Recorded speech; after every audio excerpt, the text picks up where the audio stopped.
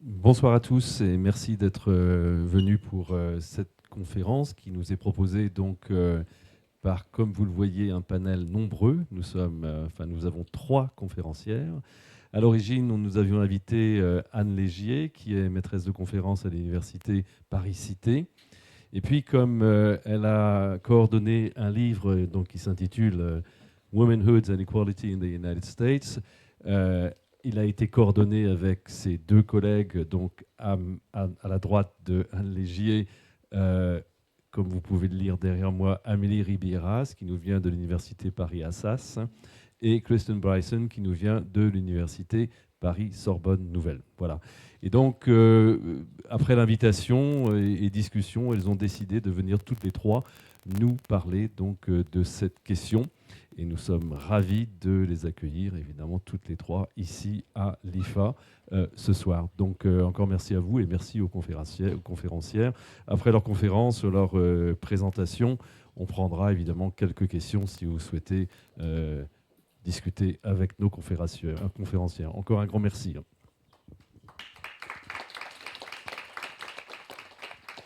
Merci. Donc, merci tout d'abord, merci à Gilda Levogueur pour cette invitation. Merci à Virginia Maynard-Lubin, à Grace, Nathan et toute l'équipe de l'IFA. Merci aussi à la régie et le public qui est venu nombreuses et nombreux ce soir nous écouter. Nous sommes vraiment honorés que vous soyez toutes et tous là aujourd'hui. Bonjour à toutes et tous. Je renouvelle les remerciements qui ont été faits. Et je vais commencer cette présentation. On va faire une petite introduction pour vous parler de l'égalité homme-femme aux États-Unis. Je vais tout de suite vous montrer ce qui est dit dans la loi française. Donc en France, l'égalité homme-femme est garantie par la loi. Voici ce que dit la Constitution française de 1946 dans le préambule de l'article 3, et c'est donc inclus dans la Constitution actuelle. La loi garantit à la femme, dans tous les domaines, des droits égaux à ceux de l'homme. Mais savez-vous ce qu'il en est aux États-Unis ? Savez-vous si le mot « women » apparaît dans la Constitution ? Est-ce qu'on peut essayer de faire un petit vote à main levée ? Est-ce que vous voulez bien lever votre main si vous pensez que le mot « women » est dans la Constitution ? On a affaire à un public averti. Donc, eh bien, écoutez, il s'en est fallu de peu pour que ce soit le cas, en réalité. En 2020, assez récemment, un amendement pour l'égalité des droits qui s'appelle l'Equal Rights Amendment, je vais aussi dire ERA pendant ma présentation, a bien failli être ajouté à la Constitution américaine après un vote très attendu dans l'État de Virginie. Ce texte ne devait comporter que quelques lignes, et je vous le mets ici. Et il devait stipuler que l'égalité des droits au regard de la loi ne peut être niée ou restreinte par les États-Unis ou par les États fédérés du fait du sexe. On remarque que dans ce court paragraphe ne mentionne pas les femmes en tant que telles, mais plutôt les différences de sexe. Il n'est pas non plus question de genre, on pourra en reparler. Indépendamment des tensions qui se sont formées autour de la formulation proposée par les féministes, l'amendement, vous l'avez compris, ne figure toujours pas dans la Constitution américaine, car il s'est heurté à de nombreux obstacles. J'y reviendrai dans ma présentation un peu plus tard. La collaboration scientifique que nous allons vous présenter aujourd'hui, donc l'ouvrage qu'on a coédité ensemble, a démarré précisément autour du débat sur l'Equal Rights Amendment, et notamment pour des raisons commémoratives. En 2022, lorsqu'on a décidé de se retrouver pour faire ce projet, 2 ans après le vote en Virginie que j'ai mentionné, les féministes états-uniennes célébraient les 50 ans du vote de l'amendement par le Congrès. Je reviendrai un petit peu sur le processus. Donc 50 ans. C'est dans ce contexte anniversaire que nous avons décidé d'organiser un colloque international à la Sorbonne Nouvelle pour discuter de l'égalité et des femmes aux États-Unis. Nous avons tiré de cette conférence l'ouvrage que vous pouvez voir sur la table ici, et qui rassemble des productions scientifiques de différents experts de l'histoire américaine. Et nous en avons une parmi nous ce soir, notamment, une autrice. À un moment, nous avons fait Nous avons voulu parler des droits des femmes à un moment où, comme vous le savez, les droits des femmes sont fortement remis en cause sous l'ère Trump. Et Chris-Anne va vous en dire un petit peu plus à ce sujet.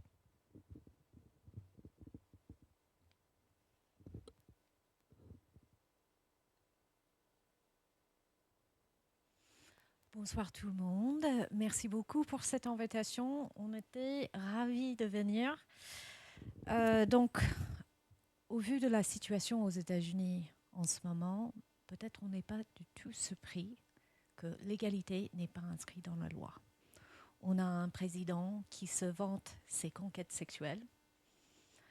On a un vice-président pronataliste qui dénigre dès qu'il peut, tant que possible, les femmes qui ont choisi d'avoir les chats au lieu d'avoir les enfants et les maris, the cat ladies. Et ce dédain à l'égard des femmes semble malheureusement à l'ère du temps aux États-Unis et peut-être au niveau international. Après des moments de solidarité féministe, comme en 2017, lorsque la marche des femmes a réuni 470 000 personnes à Washington, ou la mobilisation mondiale suite au revirement de l'arrêt Roe v. Wade en 2022, le rejet véhément des avancées offertes par le mouvement féministe prend de plus en plus de place. On témoigne aujourd'hui un essor des influenceuses qui célèbrent une mode de vie qu'elles appellent trad wives ou crunchy wives, c'est les trad wives mais les hippies. On a des Maha Moms, des Make America Healthy Again Maman, qui soutient le secrétaire de santé en ce moment, ainsi que des influenceurs masculinistes. Et toutes ces personnes ensemble promeuvent une vision du monde où les femmes retournent à un passé idéalisé, où elles connaissaient leur place et y restaient. Si ces actualités espèrent ternir le bilan des avancées féministes, elles ont aussi révélé l'existence d'un sexisme auparavant caché, qui perdure aujourd'hui. Ce retour de bâton, si on veut l'appeler ainsi, n'est ni surprenant ni unique à notre époque. Qu'est-ce que j'ai fait ? Voilà, il est là. L'histoire du féminisme est jalonnée d'une lutte acharnée entre celles et ceux qui militent pour le changement de statut des femmes et celles et ceux qui s'y opposent. Cette incarnation récente souligne l'importance et la nécessité de revenir à cette idée d'égalité, une valeur que les États-Unis prétendent incarner. Donc, il existe une tension entre, une tension innée dans le terme égalité quand on regarde l'histoire des États-Unis. Depuis sa fondation, les États-Unis ont toujours mis en avant cet idéal, mais au moment de la ratification de la Constitution, les droits universels n'incluaient pas les femmes, sans parler des personnes racisées, des personnes réduites en esclavage et les personnes sans propriété. La première convention féministe a créé un manifeste qui s'appelle The Declaration of Sentiments. Et ce document est une réécriture de la Déclaration d'indépendance. Dans ce document, on voit une inclusion pour la première fois des femmes. Et en fait, c'est vraiment mot par mot la Déclaration d'indépendance avec les femmes incluses dans cette déclaration. C'est dans ce même contexte quand le droit de vote a été étendu aux hommes noirs qui étaient récemment libérés de l'esclavage.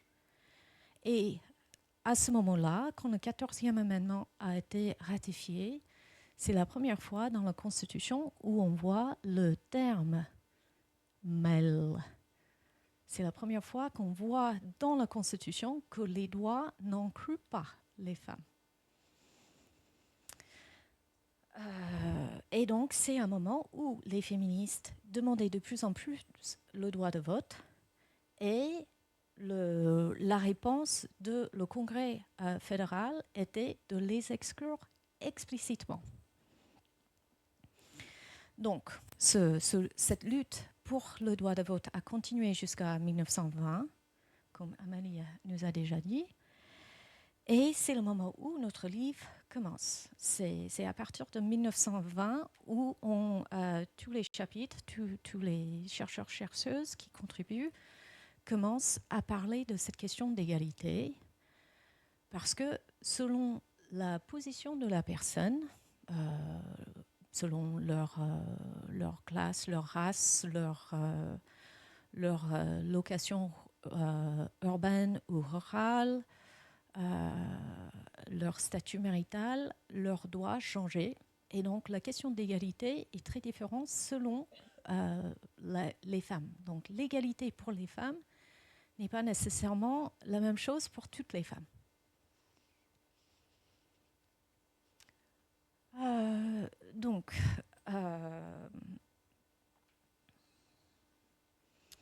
Les attentes liées au genre qui façonnent la féminité dominante, ou ce qu'on appelle souvent dans les recherches hégémoniques, montrent non seulement un rapport de domination entre hommes et femmes, mais aussi entre femmes. La revendication de l'égalité juridique n'est pas une fin en soi. Donc, quand le ERA a été introduit, c'était une étape pour vraiment adresser la discrimination, non seulement entre hommes et femmes, mais aussi c'était une étape pour adresser les discriminations sexistes qui excluent les femmes selon leurs positions différentes. Alors, comme l'ont indiqué Chris-Anne et Amélie, notre point de départ, c'était vraiment celui de l'égalité en droit, notamment cette promesse incarnée par un amendement constitutionnel qui proscrirait toute forme de discrimination basée sur le sexe. Et le mot est important, hein, il est très 20e siècle. C'est un mot qui biologise vraiment l'identité, mais en même temps, dès le départ, il renvoie aussi à une identité sociale, les femmes comme un groupe social. Et c'est ce qui nous intéresse. Hein. L'ambition de cet ouvrage, c'était donc d'analyser, comme l'ont dit mes collègues, le rapport des femmes à l'égalité dans les États-Unis des 100 dernières années. Et en tant que groupe, les femmes ont une expérience commune de discrimination. Elles sont, malgré certaines évolutions positives notables, toujours moins bien payées que les hommes, toujours plus nombreuses à être victimes de violences sexuelles ou domestiques, moins nombreuses dans les postes à responsabilité, etc. Elles ont donc une expérience commune. Et elles s'inscrivent dans une histoire structurelle qui nous permet de postuler que les femmes représentent un groupe, un collectif. Et c'est pour cette raison que nous avons choisi le terme de womanhood. Hein, le terme de womanhood qui décrit vraiment le fait d'être une femme. Donc c'est cette expérience commune qu'on avait envie de mettre en avant. Et puis, comme l'a déjà mentionné Chris-Anne, on voulait aussi insister sur les expériences plurielles. Et notre ouvrage est un ouvrage résolument intersectionnel, donc qui s'intéresse à cette diversité des expériences, le fait d'être une femme racisée, le fait d'avoir une certaine appartenance religieuse, le fait d'être en situation de handicap, etc. Ça veut dire qu'on n'a pas le même rapport à l'égalité, même si on a toujours cette expérience commune du fait d'être une femme. Et c'est pour ça qu'on a rajouté ce S un peu étrange et totalement agrammatical au mot womanhood. Donc c'était pour insister sur l'expérience commune, mais également la diversité de ces expériences. Donc notre idée, c'était un peu de créer une mosaïque qui dresserait un portrait un peu pixelisé. Alors on a emprunté le mot mosaïque à une historienne du féminisme, Lucie Delap. Et on a essayé de proposer des chapitres qui dressent une image en mosaïque de cette histoire des femmes, avec des auteurs et des autrices qui viennent d'horizons un peu différents, qui ont des parcours académiques différents, qui ont différents domaines de spécialité. Et on espère que dans une certaine mesure, cet ouvrage dresse cette mosaïque des expériences et de la diversité et de l'inclusivité que nous souhaitons transmettre. Alors évidemment, elle est imparfaite. Tout n'est pas dans cet ouvrage, mais elle est un peu imparfaite à l'image de cette promesse féministe qui demeure aujourd'hui encore inachevée.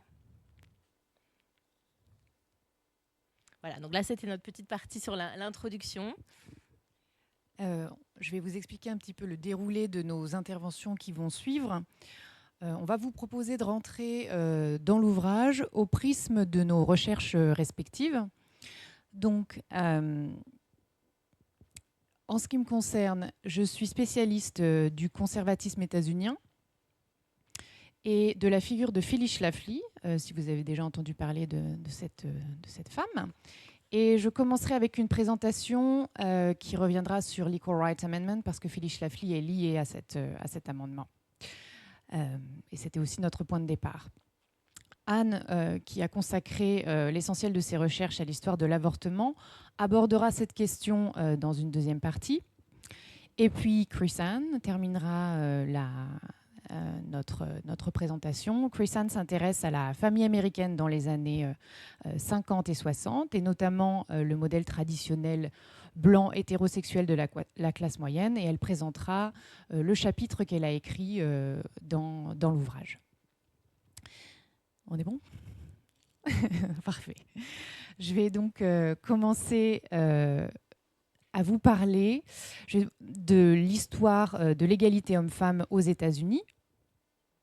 Est-ce que tu peux mettre juste l'introduction de ma partie ? Ce serait fantastique. Voilà, superbe. Donc, je vais revenir sur l'histoire de l'égalité homme-femme par le prisme de l'amendement, parce qu'il y a beaucoup de choses à dire sur cette question, et vous l'avez compris, l'amendement n'est pas dans la Constitution américaine. Nous avons demandé à une juriste américaine de produire l'avant-propos de notre ouvrage. Julie Sook a accepté. Et elle nous rappelle que le combat en faveur de l'Equal Rights Amendment s'échelonne en réalité sur une centaine d'années. En effet, juste après l'obtention du droit de vote, donc on se situe dans les années 20, certaines suffragistes trouvent que le droit de vote, c'est fantastique, mais qu'on n'en fait pas assez, et elles poussent pour la reconnaissance de l'égalité homme-femme. Sauf que le Congrès n'est pas tout à fait prêt.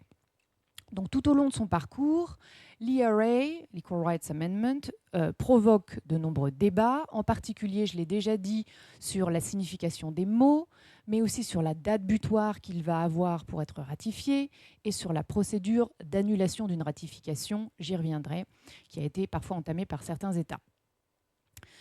Donc le parcours de l'Equal Rights Amendment est en effet semé d'embûches, c'est le moins qu'on puisse dire. La première difficulté a lieu à trait au droit constitutionnel américain. Et c'est là que j'ai besoin de ma petite slide sur le fédéralisme. Je me permets de faire un petit rappel sur le fédéralisme pour celles et ceux d'entre vous qui ne seraient pas tout à fait au fait. Donc, les États-Unis sont un pays fédéral. Ça veut dire qu'il fonctionne avec deux niveaux de gouvernance. Il y a le gouvernement central, mais aussi 50 gouvernements d'État, ce qui rend la chose fortement intéressante. Ce principe du fédéralisme est très contraignant, et notamment lorsqu'il s'agit d'ajouter un amendement à la Constitution. Il requiert que lorsqu'on veut modifier le texte de la Constitution, on demande l'avis de ces deux niveaux de gouvernance. Donc pour l'amendement dont nous parlons, il est introduit au Congrès en 1923, et il le sera à plusieurs reprises tout au long du XXe siècle sans réussir à passer les deux chambres du Congrès. Il y arrive en 1971 et 72, et à partir de ce moment-là, il faut donc consulter les 50 États pour pouvoir le ratifier. Afin de l'ajouter à la Constitution, il faut que 3/4 des États, donc 38 États, donnent leur assentiment, et ce avec une difficulté supplémentaire, avant 1982. Donc les féministes ont entre 1972 et 1982 pour faire valider l'amendement. C'est là que nous allons parler de la deuxième difficulté relative à cette validation de l'amendement. En fonction des États, l'amendement est plus ou moins populaire.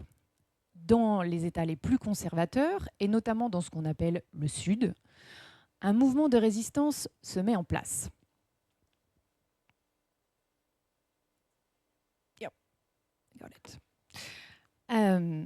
Entre 1972 et 1982, l'antiféminisme connaît une forte poussée sous la houlette d'une militante que vous voyez ici à droite, Phyllis Schlafly. Sous son égide, les femmes conservatrices se mobilisent pour faire échouer l'amendement. C'est vraiment un de leurs objectifs principaux. Très concrètement, elles vont faire du lobbying auprès de leurs représentants dans leur État respectif, auprès de leur gouvernement d'État, dans le Mississippi, dans l'Alabama, dans l'Utah et dans bien d'autres États. Intéressons-nous un tout petit peu à ces femmes. Moi, je m'y suis intéressée, c'est le sujet de ma thèse de doctorat. Tout comme les féministes, elles se sont organisées en mouvement dans diverses organisations. La plus connue est Stop ERA.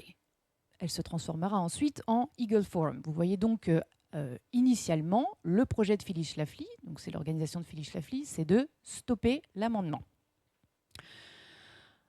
Schlafly vient du Missouri, qui est donc un État dans le centre des États-Unis. C'est une catholique, mère de 6 enfants, active dans les réseaux conservateurs, qui rassemble à l'époque tout un tas de penseurs et militants qui luttent pour une grande variété de choses, contre le communisme, contre le gouvernement fédéral et bientôt contre ce qu'ils appellent la déliquescence morale et socioculturelle du pays.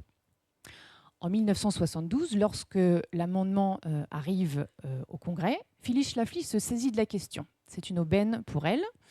Elle se saisit de la question de l'égalité homme-femme et elle publie un brûlot antiféministe intitulé « What's wrong with equal rights for women ?» Donc, qu'est-ce qui cloche avec l'égalité des droits pour les femmes ? Elle y explique principalement que les féministes ne devraient pas parler au nom de toutes les femmes, car certaines d'entre elles ne croient pas en l'égalité. L'argumentaire de Schlafly est très bien rodé, et c'est en partie ce que j'ai étudié dans ma thèse. Ce qu'elle entend défendre, et c'est bien de défense dont il s'agit, ce sont les femmes dites traditionnelles, qui préfèrent, non pas l'égalité, mais la complémentarité. L'homme est censé être responsable du bien-être financier du foyer et la femme du bien-être émotionnel. Laissez-moi vous montrer ça à travers je reviens donc en arrière, à travers une publicité des années 50. On voit ici une représentation du modèle fonctionnaliste qui est hérité du discours sur la domesticité, très prégnant dans les années 50 et le début des années 60. C'est un peu l'idée des sphères séparées. Les femmes d'un côté, les hommes de l'autre, ils ont des rôles assignés bien différents. Donc Schlafly défend ce modèle, la complémentarité des sexes. Et elle brandit aussi des menaces très concrètes qui affecteraient les femmes si elles se retrouvaient les égales des hommes. Elles combattraient sur le champ de bataille, elles devraient aller travailler pour gagner de l'argent pour le foyer, et également, elles devraient partager les mêmes toilettes que les hommes. Donc on a ici un panel d'arguments du plus sérieux au plus trivial qui vise à préserver ce qu'elle appelle un ordre moral et socioculturel dans lequel la femme est idéalisée. C'est l'ange du foyer qui prend soin de son mari, qui prend soin des générations futures. Ce que les féministes voient plutôt à l'époque, bien sûr, comme le carcan patriarcal du mariage hétérosexuel. Mais attention, si les femmes sont très investies dans ce mouvement antiféministe, il ne faut pas négliger le soutien des hommes. C'est ce que montre la juriste Julie Souk dans son avant-propos. Donc, au-delà de l'opposition féminine, qui est assez visible en réalité, notamment dans les médias, l'élan en faveur de l'amendement est aussi freiné par les hommes, notamment dans les milieux juridiques et politiques. C'est d'abord le cas à la Chambre des représentants et au Sénat américain, à Washington, où certains hommes militent en faveur d'une date butoir pour l'amendement. Et vous l'avez compris, il en a une, c'est 1982. Il y a aussi les représentants dans les différents États fédérés qui usent de leur influence pour contrer les féministes en faisant jouer parfois des règles un peu insidieuses relatives au processus de ratification. Je pense par exemple à la nécessité d'avoir une super majorité, supermajority, dans certains congrès d'État. Ces hommes-là sont bien sûr les cibles privilégiées du lobbying des militantes anti-ERA. Elles emploient tout un tas de techniques militantes, certaines somme toute assez traditionnelles. Elles appellent leurs représentants au téléphone, elles font des campagnes où elles écrivent des lettres, mais elles ont aussi des techniques militantes un peu plus genrées. C'était aussi l'une des questions que j'ai soulevées dans ma thèse. Et donc il existe une image très connue, de Phyllis Schlafly, datant de 1980, et que j'ai, la voilà, et que j'ai récoltée dans les archives de son organisation. Et donc vous la voyez ici, apporter, qu'est-ce qu'on voit, du pain, et aussi, on le sait par les différents témoignages, de la confiture fait maison aux représentants de son État. On voit qu'elle est soucieuse de montrer qu'elle respecte les codes. Elle est la femme au foyer qui est capable de faire à manger et qui prend soin d'eux. Donc elle s'inscrit dans des logiques patriarcales où les femmes étaient essentialisées, et ça lui importe en politique de montrer qu'elle est cette femme dite traditionnelle.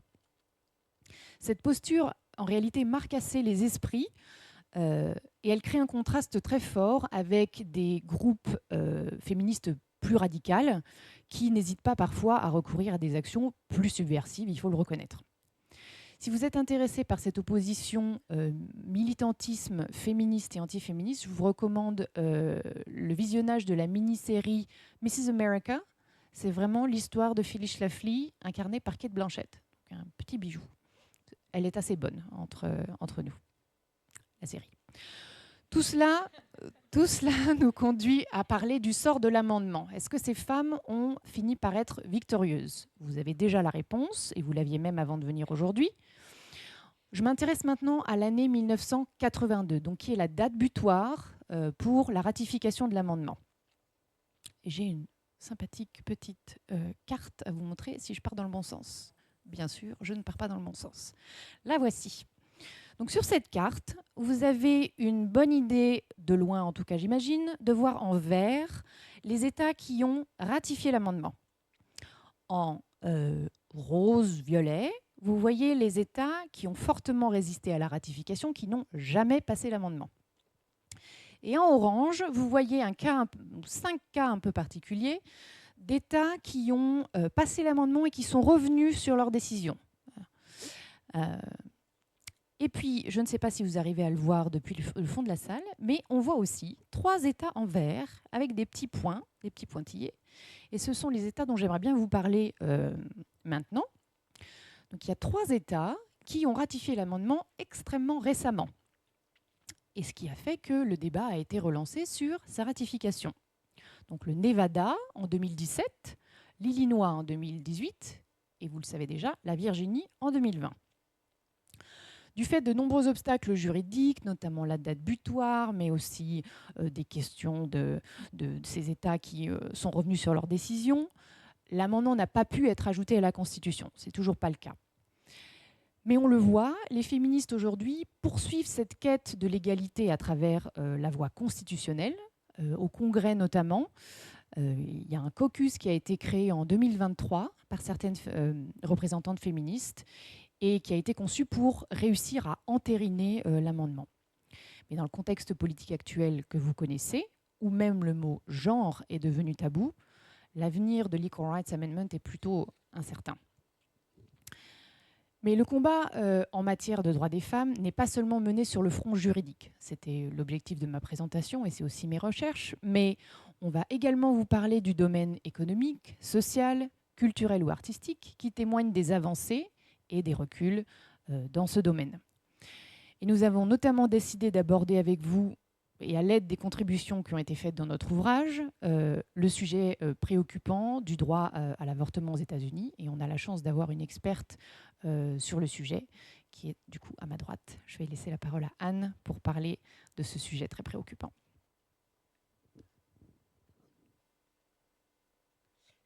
Voilà, il faut qu'on arrive à comprendre dans quel sens utiliser les... Ah, c'est pas allumé. On, c'est bon ? Oui, excusez-moi. Donc, dans l'ouvrage que nous avons co-dirigé, il y a en réalité 2 chapitres qui sont consacrés à une question qui se situe vraiment à l'intersection du genre et de l'égalité, celle des interruptions de grossesse.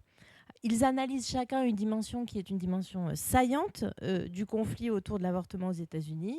Le premier chapitre a été écrit par une historienne qui s'appelle Carissa Hogeberg et qui parle de la violence anti-avortement et du lien entre cette violence et les milieux conservateurs. Et puis, on a un autre collègue qui s'appelle Michael Stambolis-Rurstoffer, qui est sociologue, qui étudie, lui, dans son chapitre... la manière dont les prétentions d'expertise et essentiellement les prétentions d'expertise médicale façonnent le débat. Alors, j'ai moi-même consacré l'essentiel de mon travail de recherche sur l'histoire de l'avortement aux États-Unis, notamment les groupes militants féministes et religieux en faveur de l'avortement aux États-Unis dans les années 60 et 70. Et donc, je me suis naturellement particulièrement intéressée à ces 2 chapitres. Évidemment, je ne vais pas reprendre le contenu des chapitres ou les thèses très intéressantes qui sont développées par leurs auteurs et autrices, mais je vais partir des 2 modalités structurantes qu'ils mettent en avant, l'action violente d'un côté et la médicalisation des termes du débat, pour dresser un état des lieux partiel de la question.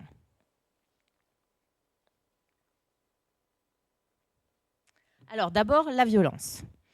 La violence est un élément particulièrement saillant, particulièrement marquant du débat autour de l'avortement, qui le distingue de ce même débat dans d'autres pays comme celui que nous connaissons tous très bien, la France. Et à titre personnel, c'est d'ailleurs cette singularité de la violence qui m'a amenée à considérer l'avortement comme un objet de recherche. C'est cette étrangeté qui m'a intéressée.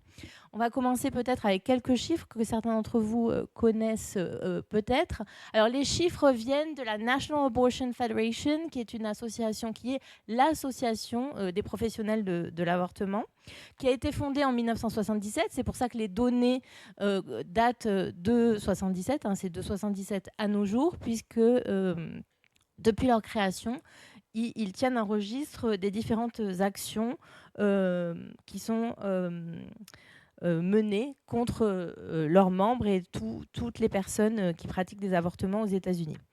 Donc le premier élément saillant, et en fait, il se situe plutôt entre 1993 et 2005, c'est 11 assassinats, des médecins, des personnels de clinique et plus récemment, en 2015, des personnes qui se trouvaient dans une salle d'attente d'une clinique et un policier qui est intervenu au moment de la fusillade. Et puis, il y a aussi de nombreux attentats à la bombe, des incendies volontaires. Alors, des attentats à la bombe dans lesquels il y a parfois eu des victimes qui sont inclus dans les 11 que nous avons ici. Des incendies volontaires, des agressions. Ça, c'est les actions clairement labellisées comme étant des actions violentes, mais il y a aussi toute une gamme d'actions hostiles et d'actions directes. À titre d'exemple, la National Abortion Federation a décompté plus de 18 000 blocus de cliniques depuis 1977. Alors, on peut se demander quelles sont les causes. Pourquoi cette singularité de la violence anti-avortement aux États-Unis? Alors évidemment, c'est multifactoriel, mais j'aimerais en mentionner 2 qui me semblent importantes. D'abord, c'est les termes du débat et le langage qui est utilisé. Lorsqu'on a une terminologie qui va du plus anodin et du plus banalisé, le terme pro-life, que tout le monde utilise, qui est totalement normalisé. Au lieu de dire anti-avortement, tout le monde dit pro-life, même les gens qui ne sont pas pro-life. Enfin, tout le monde est pro-life, c'est un peu le paradoxe. Tout le monde est... Personne n'est en faveur de la mort en général. Voilà, donc le terme, la normalisation de ce terme-là. Et puis, je vous montrerai tout à l'heure quelques images où on a tout le vocabulaire du génocide, etc., des choses qui sont extrêmement violentes. Donc il ne faut pas s'étonner que quand on utilise ce vocabulaire qui est lui-même violent, on est après des personnes un peu radicalisées qui prennent les choses en main et qui agissent dans une violence qu'ils estiment être, eux, légitime. Et puis l'autre aspect, c'est le fait que l'immense majorité des avortements historiquement aux États-Unis sont pratiqués dans des cliniques. À l'origine, c'est quelque chose qui vient de l'histoire militante. C'est des cliniques féministes qui se positionnent contre un corps médical patriarcal, hein, même avant 1973 et la légalisation ou la protection constitutionnelle qui est établie par Roe v. Wade. Donc quelque chose qui au départ est une démarche féministe, une force, ou en tout cas une démarche progressiste, une force, devient une vulnérabilité puisqu'on a ces cliniques qui sont isolées et donc beaucoup plus vulnérables. Parce qu'elles sont facilement identifiées, leurs praticiens sont facilement identifiés.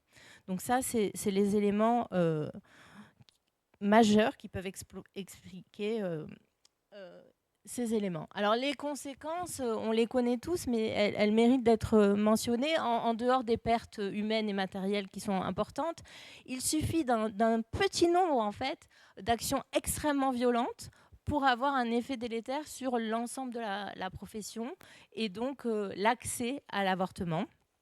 Il y a très peu de praticiens qui pratiquent des avortements aux États-Unis, très peu d'établissements qui le pratiquent, et c'est un peu un cercle vicieux, c'est-à-dire qu'il y a une pression telle que lorsqu'on s'engage là-dedans, on ne fait plus que ça, et donc on est plus facilement ciblé après. Donc il y a quelque chose qui est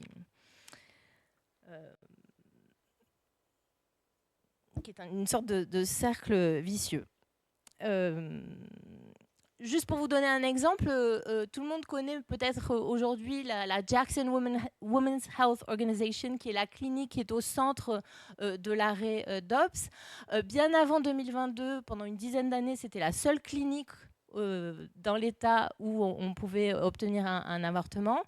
Et depuis plusieurs années, aucun des médecins qui travaillaient dans cet hôpital ne résidait dans l'État du Mississippi. Hein, c'est des gens qui venaient travailler en avion, avec un gilet pare-balles également, hein, en avion.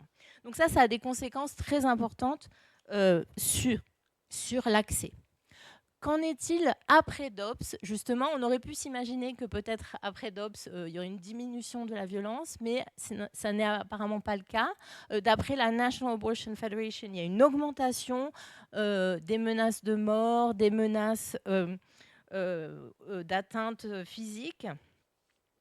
Et dans une certaine mesure, ça peut se comprendre pour deux raisons. Là encore, il y a cette concentration qui fait que les États et les praticiens sont plus facilement identifiés et donc plus vulnérables. Et puis, il y a cette banalisation de la violence politique qui n'est pas spécifique à l'avortement, mais qui favorise ce développement de la violence. Une petite anecdote. En janvier, le président Trump a accordé un pardon présidentiel à 23 militants anti-avortement qui avaient été incarcérés pour des faits de violence. Alors,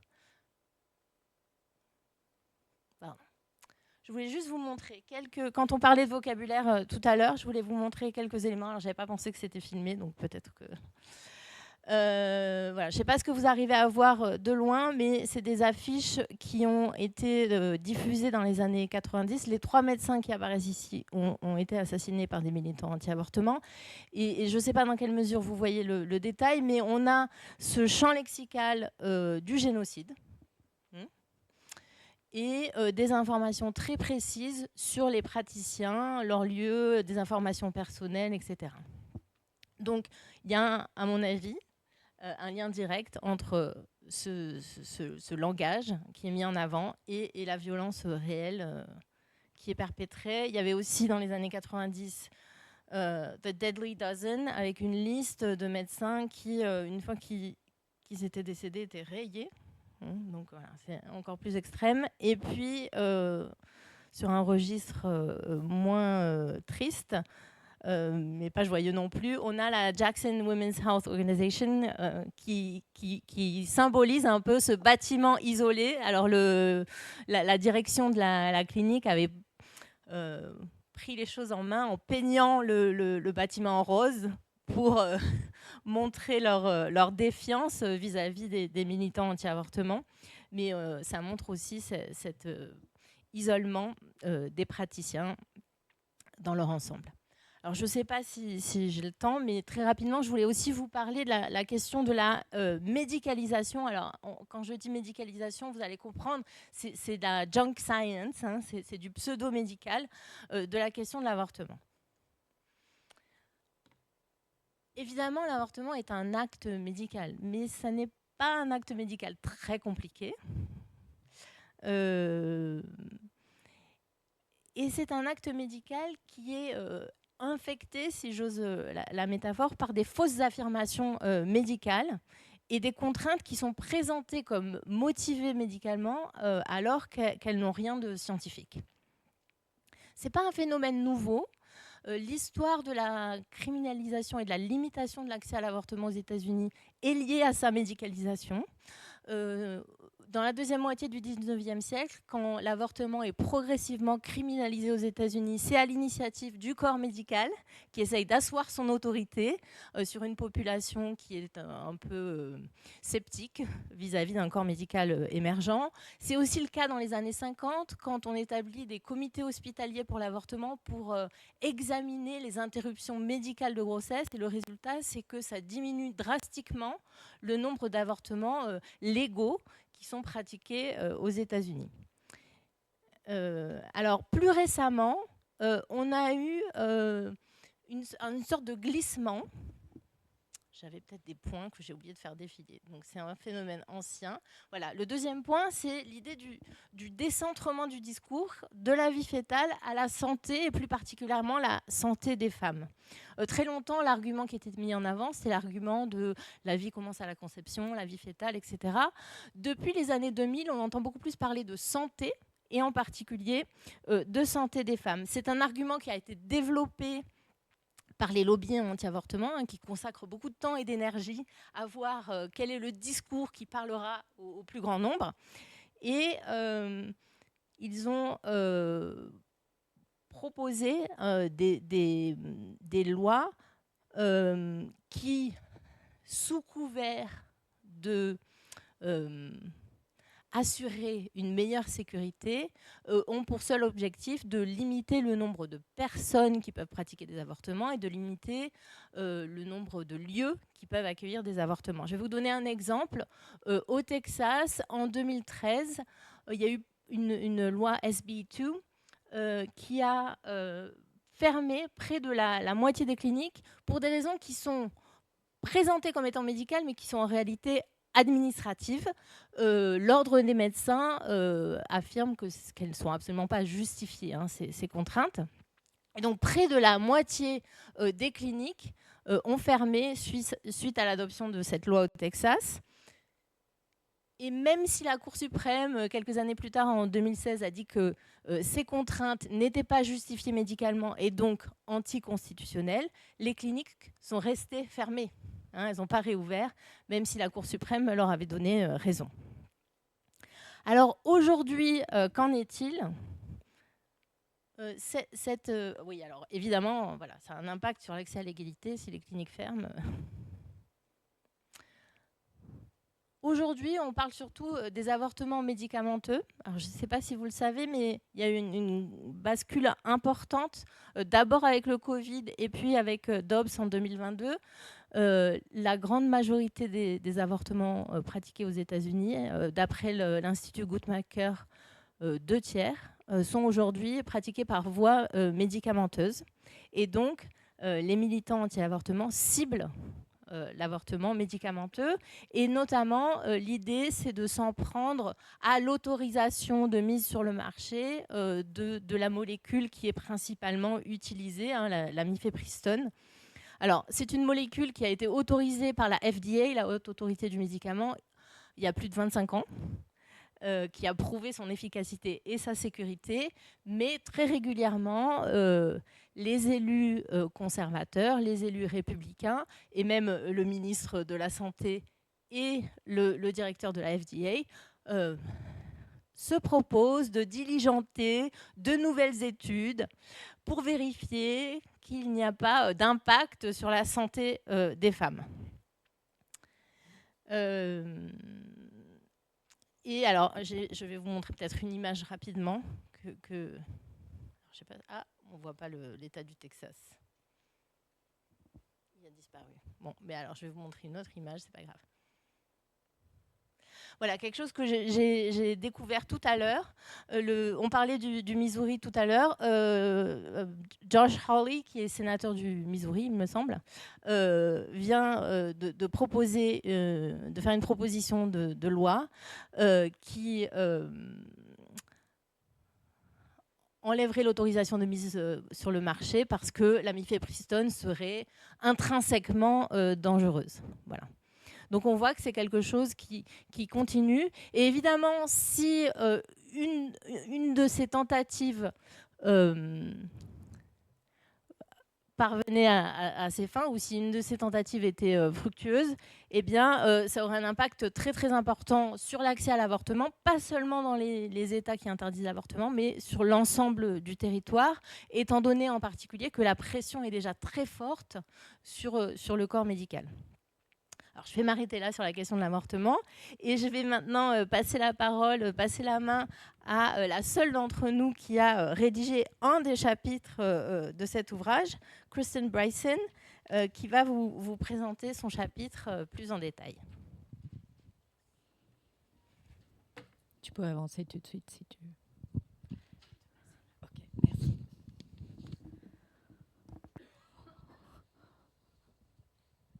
Avant de commencer de parler de mon chapitre, je voudrais présenter un peu mon parcours chercheuse, mais aussi, qui est aussi très lié à mon parcours personnel. Je suis née dans l'État d'Idaho. Je vais vous montrer où c'est, sur le slide d'Amélie. Oh, pardon. Ah non!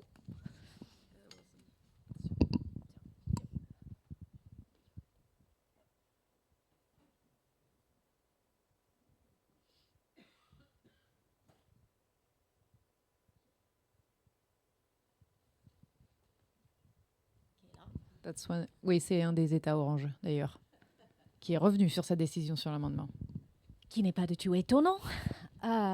Donc, Idaho, c'est un État assez conservateur. Les 3 dernières élections a voté majoritairement pour Trump.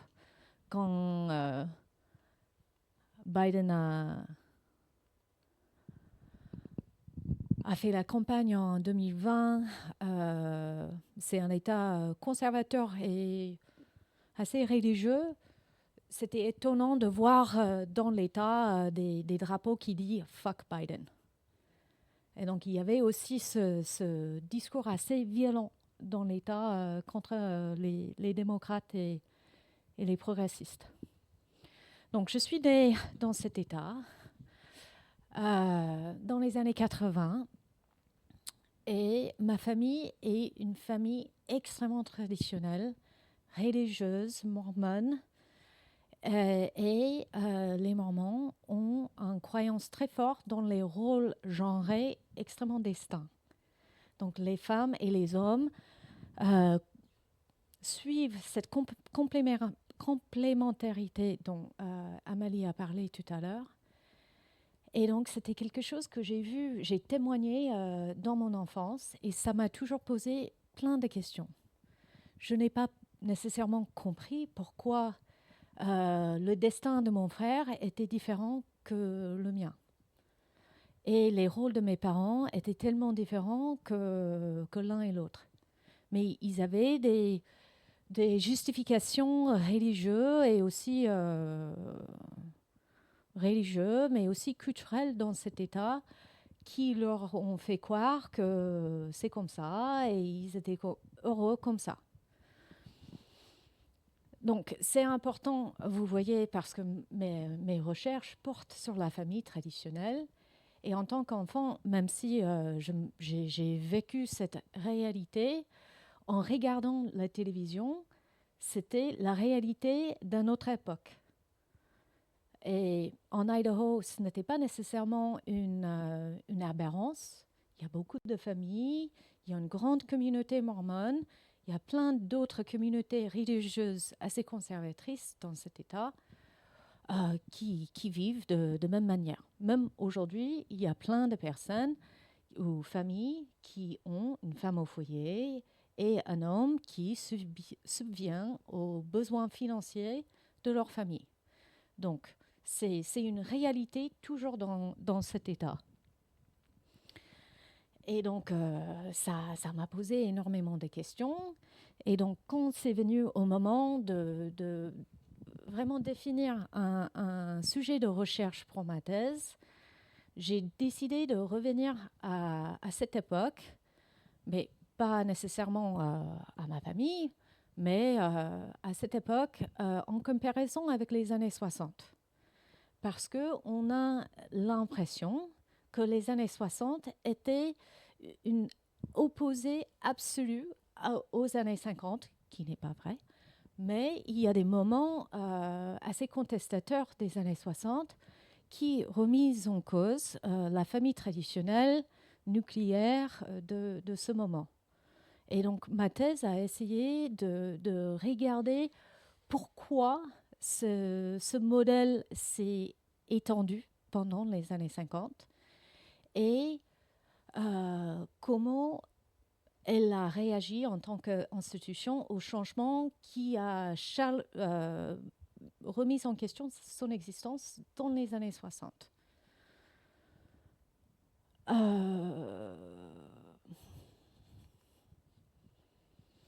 Donc ce chapitre était un nouveau terrain de recherche pour moi parce que j'ai décidé de quitter un peu la famille, mais de regarder la vision des féministes sur cette famille traditionnelle nucléaire des années 50.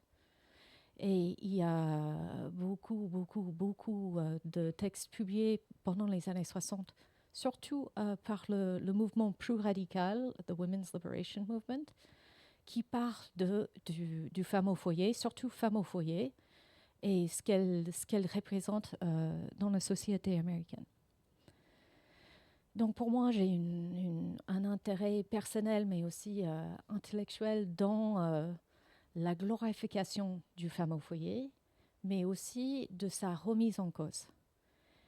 Et pour moi, ce qui m'est venu à la fin de ma thèse, c'était vraiment une question de si les féministes des années 60 arrivaient de convaincre ce genre de femmes au foyer, d'être féministes aussi. Et on voit bien qu'avec Phyllis Schlafly, la réponse, c'est non.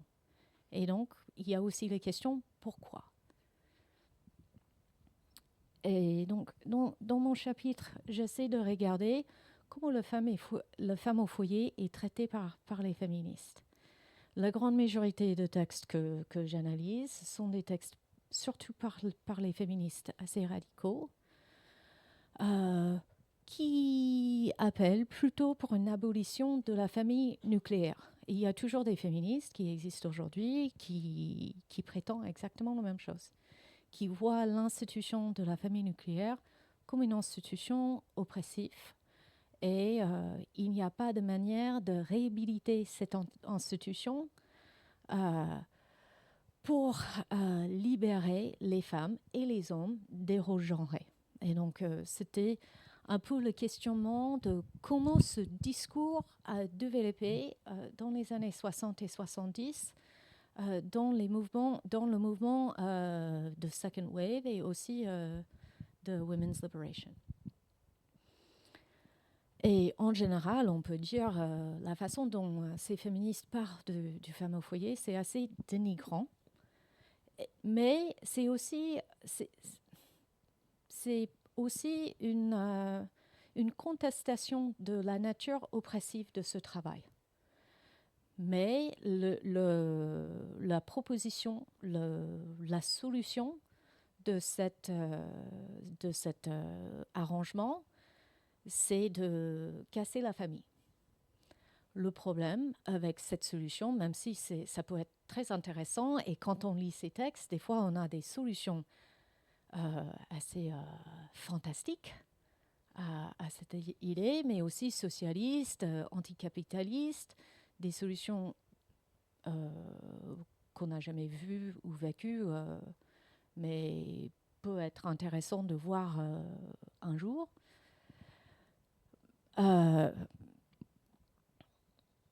J'ai perdu un peu mon... Mais ce que je voulais dire, c'est la façon dont elles ont parlé de la femme au foyer, c'était vraiment de la traiter comme si elle contribuait pas beaucoup à la société. Et dans mes recherches, je trouve que c'est aussi une répétition du patriarcat, du discours patriarcal, qui disent que la contribution du travail émotionnel, de soins que les femmes font en majorité, n'est pas un travail de valeur. Mais en réalité, de faire une maison, de prendre en main la charge mentale, de faire les enfants, de s'occuper des enfants, la liste peut être très longue. Il y a une valeur incontable. C'est énorme. Et il y a une vraie contribution que ce travail donne à la société. Donc, pour moi, dans ce chapitre, ce qui était intéressant, c'était cette tension entre, entre cette demande d'exploser, de terminer la famille nucléaire, mais aussi de demander aux femmes d'abandonner leur rôle d'épouse et de mère. Et ce qui est problème avec cette solution, c'est le fait que beaucoup de femmes s'accrochent à ces rôles et se tiennent toujours. Donc je pense que... Donc... Désolée, ce n'était pas... je voulais dire plus sur cette slide, mais je l'ai vraiment... je l'ai déjà dit. Donc pour moi, à la fin de ce chapitre, j'ai plus de questions que de réponses à mes recherches en ce moment, ce qui est excellent, parce que j'ai des années devant moi à continuer avec ces recherches. Bien sûr, ça pose problème à certaines choses que j'ai dit. Bien sûr, ce travail n'est pas qu'un travail des femmes, mais la grande majorité du travail qui est fait à la maison, c'est fait par les femmes. Et il y a aussi des attentes pour les couples hétérosexuels surtout, que les femmes s'occupent de ces tâches à la maison. Et on voit aujourd'hui, si on veut revenir à ce moment contemporain, on voit selon les sondages que les personnes jeunes, surtout les garçons et les hommes, veulent bien retourner à ce genre de modèle. Ils veulent bien avoir une femme traditionnelle qui veut les enfants et qui veulent rester à la maison. Donc on est dans un moment où ces questions, qu'est-ce qu'on peut faire avec ce travail qui est très important pour la société? Comment on peut rendre cette institution familiale qui ne sera pas abolie, comment on peut le transformer dans une institution féministe? Oh, pardon. C'est pas la peine de relancer. Et donc mon travail, et je pense pour Anne et Amélie, on est en 2022 et même en 2024, quand on a fini ce livre, on ne pouvait pas anticiper le moment où on est en ce moment.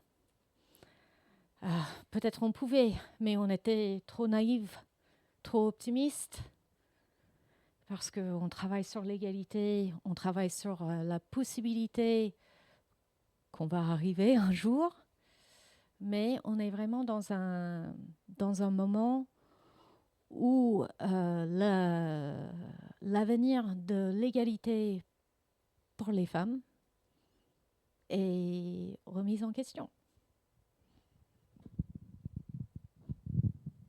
Oui, je crois que pour ajouter à ce que tu viens de dire, on en parlait ensemble avant de commencer avec la présidente de l'Institut.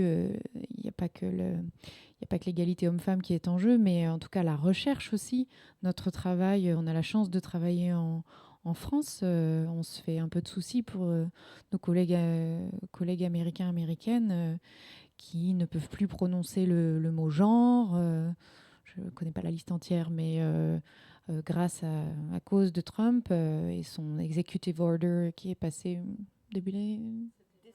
dès son élection, donc assez rapidement.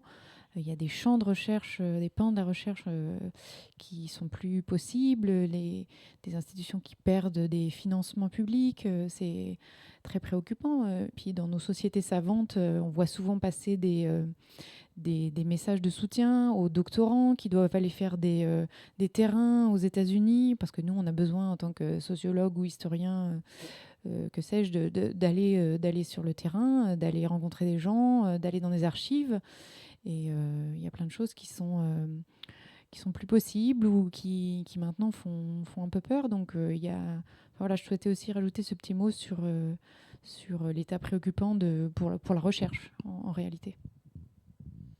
Oui, c'est une inquiétude qu'on partage toutes et tous. Même nous, on se pose la question, est-ce que je vais travailler dans les archives cet été? Est-ce que j'y vais? Est-ce que j'y vais pas? Qu'est-ce que je dis quand j'arrive, etc. Les collègues qui viennent nous voir sans leur ordinateur, c'est quand même nouveau. Hein.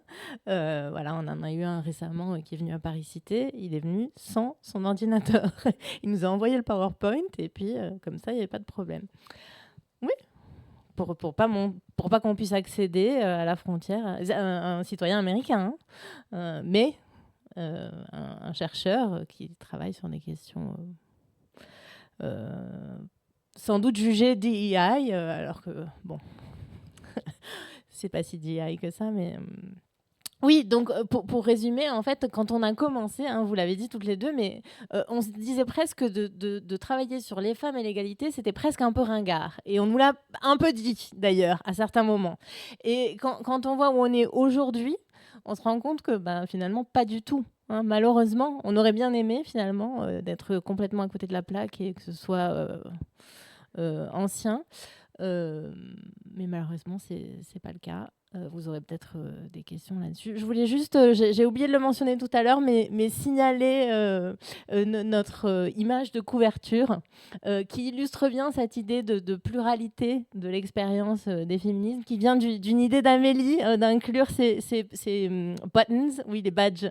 C'est Amélie qui avait pensé, et puis après qui a été réalisée par un artiste pour nous. Voilà, donc cette multiplicité et cette inclusivité, on a essayé de la véhiculer au travers de la couverture de l'ouvrage.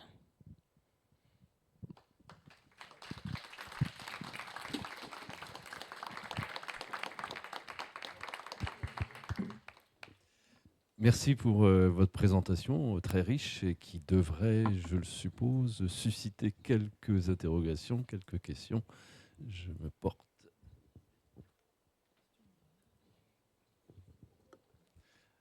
Merci pour cette présentation et pour votre travail de recherche. J'ai une question. En introduction, vous nous avez parlé de la reconnaissance constitutionnelle en France et de la non-reconnaissance constitutionnelle aux États-Unis à l'échelle fédérale. Est-ce qu'à l'échelle des États fédérés, il existe des reconnaissances justement sur le genre, par exemple, et sur d'autres formes de minorité, entre guillemets? Merci beaucoup pour votre question. Oui, en fait, à l'échelle des États fédérés, il existe des mini-ERA. Donc, il y a, comme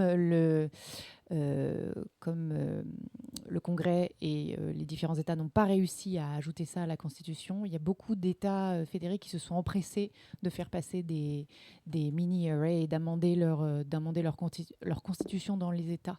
Donc il y a des protections. Je ne connais pas le détail parce que je suis plus spécialiste du niveau fédéral, mais je sais que ça existe et que c'est un élan qui a été lancé très rapidement au sortir des années 80 quand l'amendement a échoué au niveau national.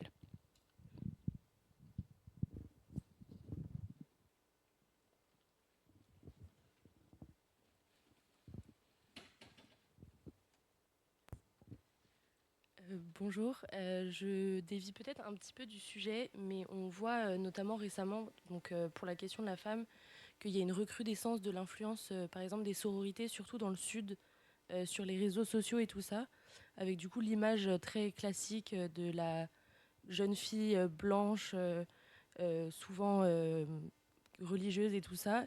Est-ce que vous pensez que c'est une coïncidence par rapport à cette recrudescence de la tradwife et de l'extrême droite dans le pays, ou est-ce que ça a vraiment un lien? Est-ce qu'il y a vraiment une corrélation politique et sociologique dans les États du Sud surtout, quoi?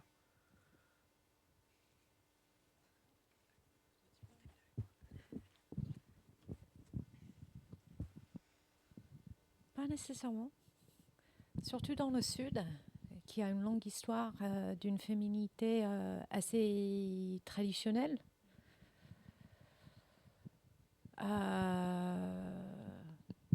Mais on voit des changements quand même au niveau national. Il y a de plus en plus de jeunes femmes qui disent aussi, comme les garçons, qu'elles ne veulent pas de carrière et qu'elles préfèrent avoir une vie à la maison, d'être femme au foyer.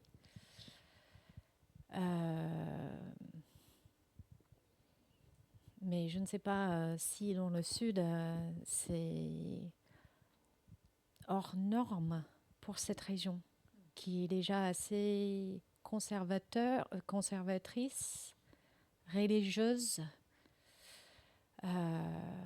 Mais dans d'autres régions aussi, parce qu'aujourd'hui, maintenant, d'avoir cette famille nucléaire traditionnelle où la femme reste à la maison, il faut que le mari gagne vraiment bien sa vie. Et aujourd'hui, quand on parle du coût de la vie, tout ça est basé sur 2 salaires et pas qu'un, comme c'était dans les années 50. Et donc c'est de plus en plus difficile pour les personnes d'avoir ce genre de vie, mais c'est toujours désirable, c'est toujours vanté, prôné dans la culture populaire. Et il faut garder aussi en tête qu'il y a beaucoup plus d'Américaines et de familles américaines qui vivent cette famille.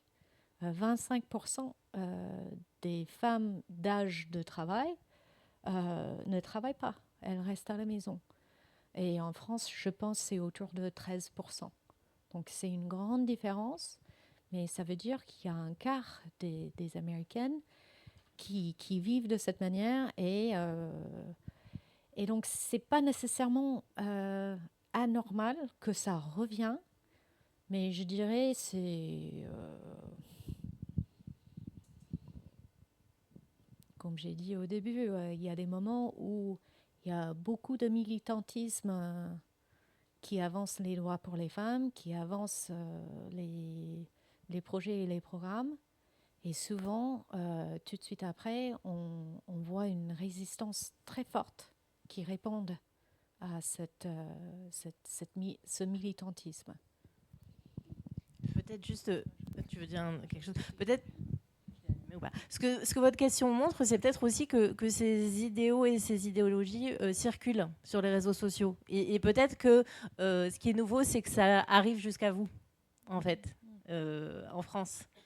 Voilà. Donc il y a une sorte de... Avec les réseaux sociaux, il y a une circulation des idéaux traditionnels, d'extrême droite, les réseaux masculinistes, etc.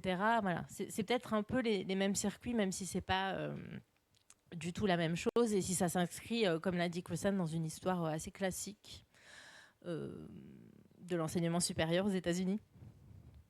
Oui, je voulais rajouter, pour compléter un petit peu sur votre question, que le conservatisme et le traditionnalisme est assez à la mode en ce moment, et il est surtout très décomplexé.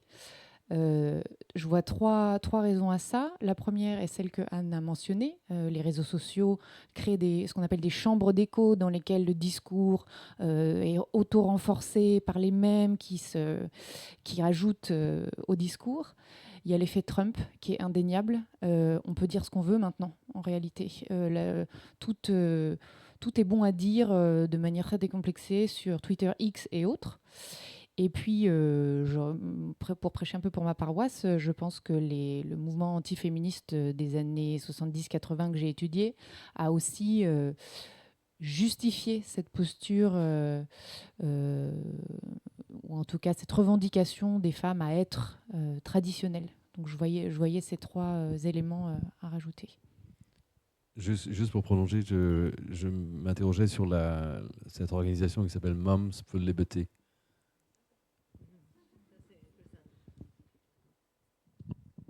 Donc c'est pour ceux et celles qui ne connaissent pas, qui n'ont pas eu le plaisir de voir le travail de Moms for Liberty.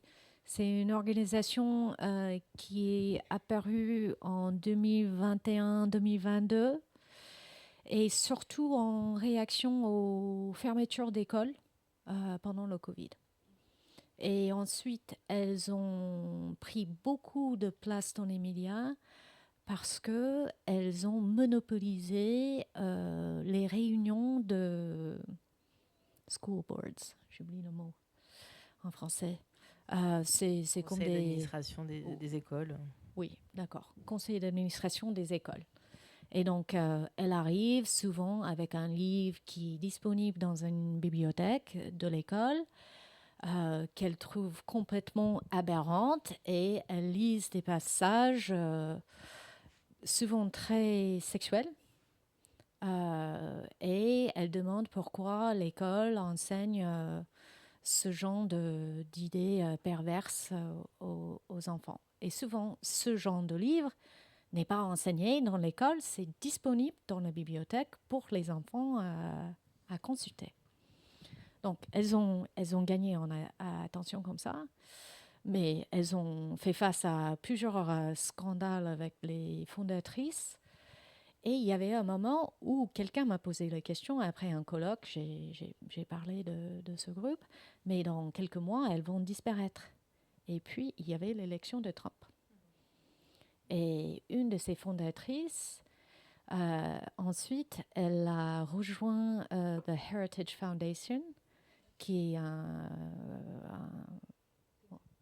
think tank conservateur le plus connu aux États-Unis, peut-être le plus puissant. Et maintenant, c'est la fondation qui a créé Project 2025. Et si on regarde Project 2025, on voit beaucoup les arguments pour la famille, pour les enfants, que Moms for Liberty promeuvent dans leur militantisme. Donc c'est un groupe assez intéressant, mais il y a aussi, il faut aussi garder en tête, comme on a dit, comme Anne a dit tout à l'heure, il y a une question de perspective sur ce groupe. Elle arrive à dominer les médias, mais par exemple, elles ont, juste avant l'élection de Trump en 2024, elles ont organisé une manifestation pour la protection des enfants. Et elles ont dit c'est une énorme réussite.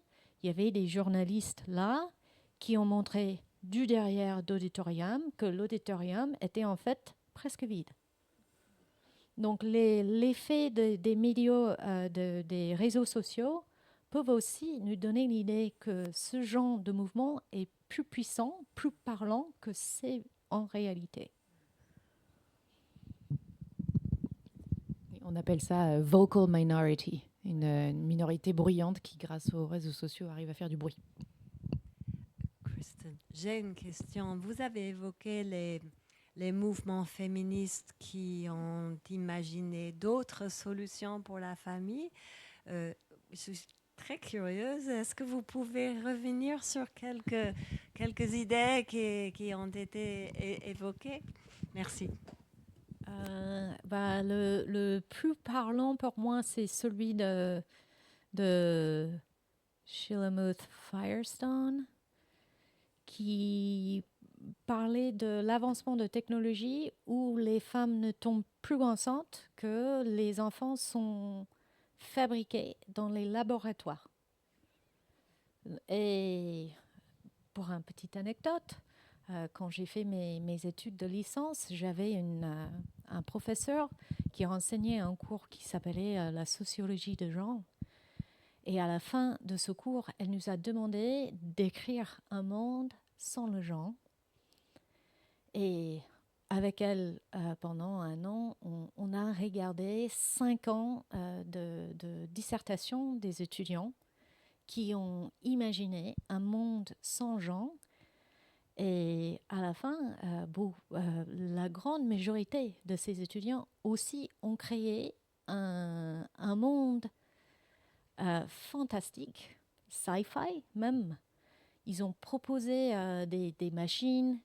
Et donc, souvent, les féministes de cette époque des années 60 et 70, les alternatives qu'elles ont proposées n'avaient aucune base dans la réalité actuelle. Mais par exemple, Firestone, elle a dit, avec les avancées médicales qu'on a en ce moment, il est tout à fait possible, si on consacre de l'argent à ces recherches, on peut y arriver. Il y avait d'autres féministes plutôt socialistes qu'elles n'ont pas du tout proposé la fin de la maternité ou la grossesse, mais elles ont proposé plutôt les crèches gouvernementales où tout le monde en avait accès, le travail pour tout le monde. Et donc, ce genre de proposition était très mal vu dans les années 60-70 parce qu'on est en pleine guerre froide et ça ressemblait beaucoup à la société soviétique.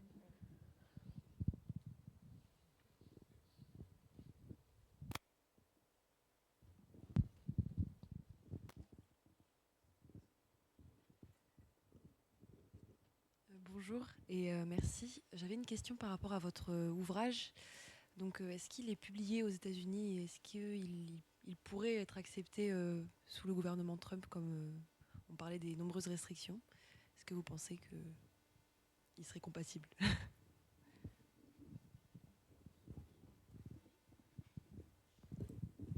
Après, c'est un éditeur britannique. Hein. On a choisi un éditeur britannique pour cette raison-là, notamment. Alors, c'est un peu étrange. En fait, à l'origine, on a choisi un éditeur britannique en se disant que peut-être notre focus sur le terme de femme, women,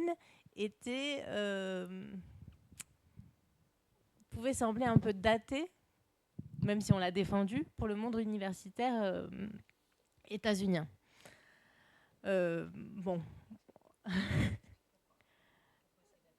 le mot woman ou le mot womanhood, aujourd'hui, bon, il y a plein de raisons, mais aujourd'hui, le focus dans les milieux universitaires, c'est plutôt sur la question du genre. Et il y a un peu une réticence à utiliser le mot woman qui biologiserait en quelque sorte l'expérience. Alors, c'était vraiment pas notre objectif. Pour revenir à votre question, vous aurez peut-être envie de continuer là-dessus. Moi, je ne sais pas s'il y a des bibliothèques universitaires qui achètent encore ce genre d'ouvrage, en fait. C'est la question que je me pose. Mais on peut l'acheter, évidemment, sur Amazon. Je ne voulais pas dire Amazon, mais voilà, on l'a dit. Il ne faut rien acheter sur Amazon. Voilà. Oui, merci. Merci beaucoup. Merci beaucoup. Donc, il existe, après, les ouvrages universitaires n'ont pas un public extrêmement large. La question, en fait, c'est vraiment la question des bibliothèques universitaires. Moi, en tant qu'historienne de l'avortement, j'ai acheté beaucoup de livres qui avaient été, je ne sais pas comment on dit, décommissionnés. En fait, des livres sur l'avortement que les bibliothèques jetaient. Et je me demande s'il y a un phénomène, donc c'est génial pour un chercheur, mais c'est pas bon pour les étudiants qui n'ont pas accès à ces livres.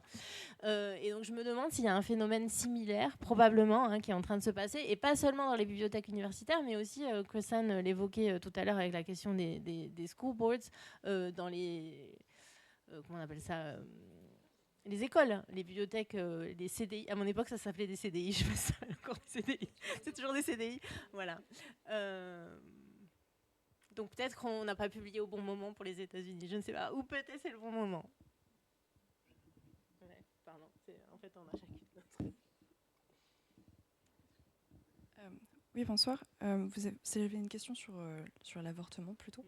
Vous avez parlé d'un décentrement du discours de la vie fœtale et plus faire une fausse inquiétude sur la santé des femmes.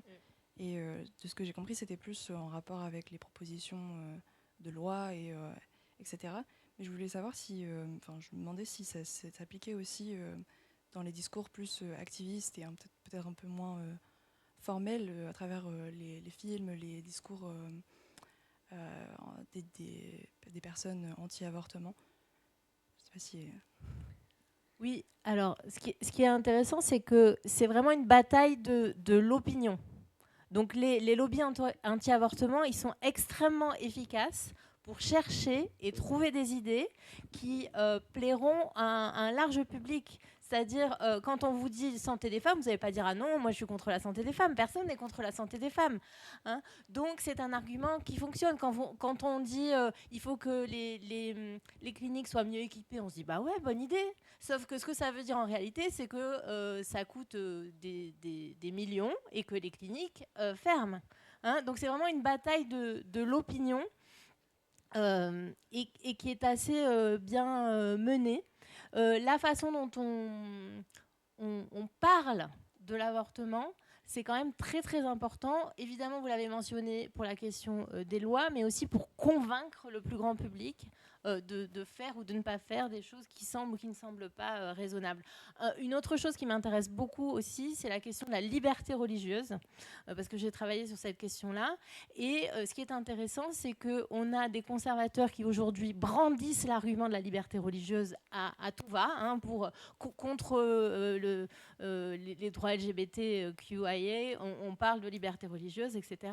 Sauf que cet argument de liberté religieuse, il peut se retourner très facilement en disant en fait les lois anti-avortement c'est des lois qui portent atteinte à la liberté religieuse parce que y a des religions dans lesquelles on a des indications notamment dans la religion juive, d'indications dans lesquelles l'avortement est un commandement religieux. Donc on peut tout à fait parler de ça. Et ce qui est intéressant, c'est que la Heritage Foundation s'intéresse à ça. Et aujourd'hui, ils ne veulent plus se focaliser sur la question de la moralité et du fœtus parce qu'on peut brandir cet argument. En revanche, se focaliser sur la question de la santé, c'est beaucoup plus porteur. Et si on ne regarde pas les détails, a priori, on se dit, bah oui, c'est bien la santé. Voilà. Je ne sais pas si j'ai répondu à votre question, mais... Désolé, j'ai une deuxième question. Vous avez parlé au début du prisme de l'intersectionnalité. On a parlé des mouvements antiféministes, que ce soit dans les années 50-60, où on a évoqué par exemple les réseaux sociaux.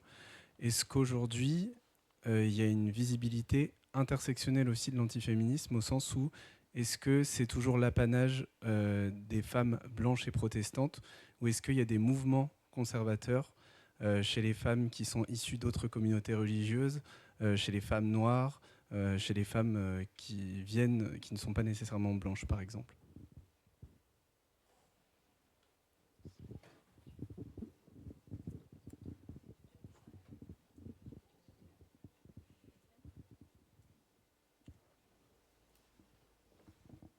Alors, Chrisanne vient de mentionner le terme de Black Genocide qui a été utilisé à un certain moment, qui a été une autre tendance.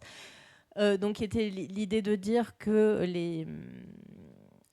les avortements, je ne sais même pas comment l'expliquer, et même la contraception serait une atteinte à certaines communautés ou aurait une dimension génocidaire.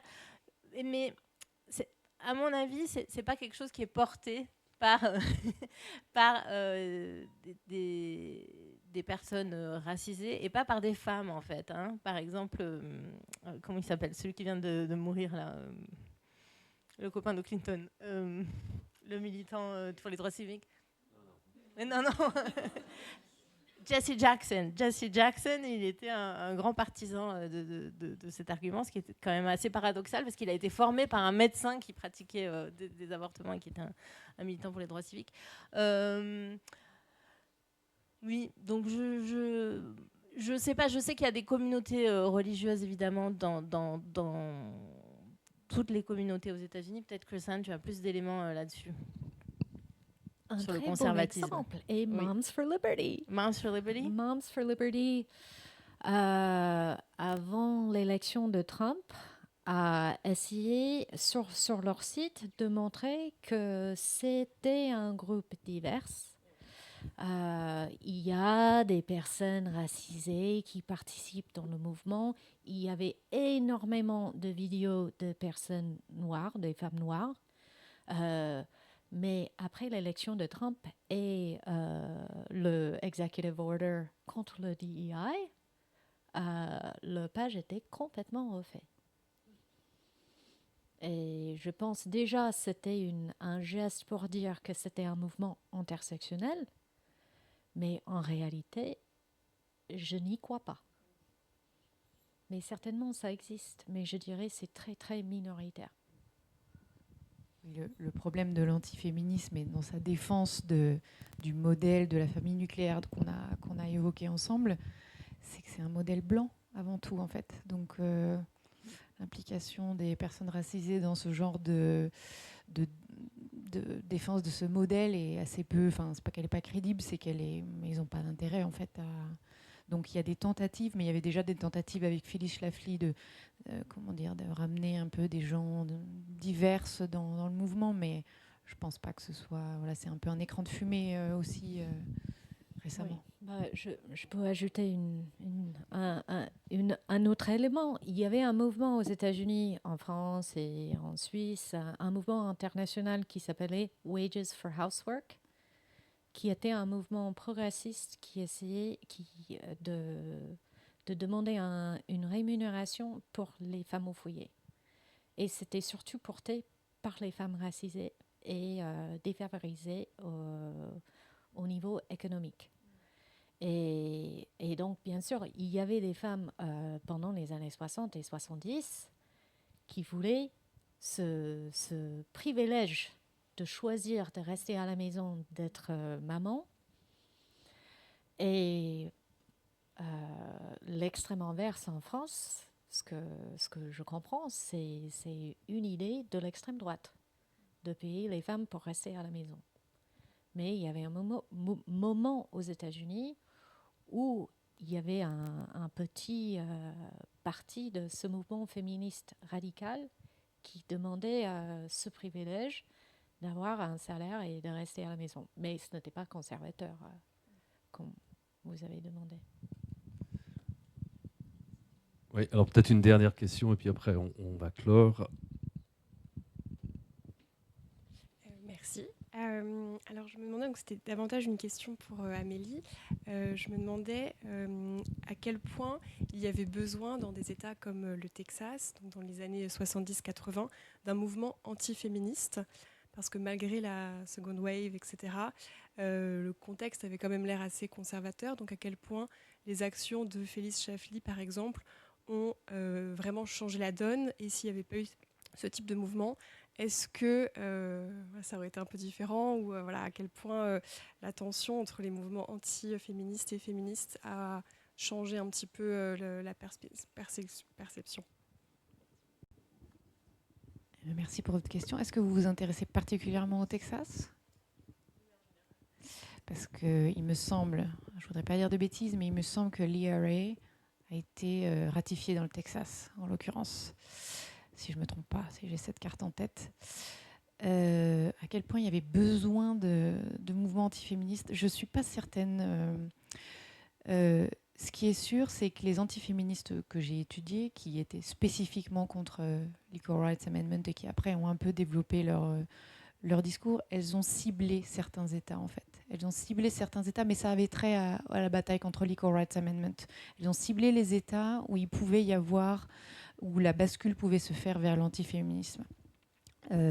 J'allais dire, il y a des États où c'était déjà perdu d'avance, mais c'est pas tout à fait vrai, parce que si on regarde la Californie, on pense souvent que la Californie est un État très progressiste, mais en fait, il y a des chercheurs américains notamment qui ont montré qu'il y avait des bastions conservateurs très forts en Californie. Donc dans ces États-là, ça jouait en fait. Et l'organisation de Phyllis Schlafly était assez présente en fait en Californie. Donc ça dépendait vraiment. Christiane parlait plutôt de la culture qui était propre à chaque État. C'est très vrai en fait. Je pense que je suis pas américaine, mais je pense que c'est très vrai. Elles étaient fines connaisseuses à la fois des arcanes politiques, parce qu'en fait, il n'y a pas forcément les mêmes gouvernements dans les mêmes congrès. Il n'y a pas forcément, par exemple, un Sénat et une Chambre. Ce n'est pas le cas pour 2 États. Donc, elle connaissait bien les endroits où il fallait appuyer un petit peu plus. J'espère que je réponds à votre question. Eh bien, écoutez, il est 20h, on va conclure. Et je remercie nos 3 intervenantes d'être venues jusqu'à nous à Rennes, à l'IFA. Merci à tous.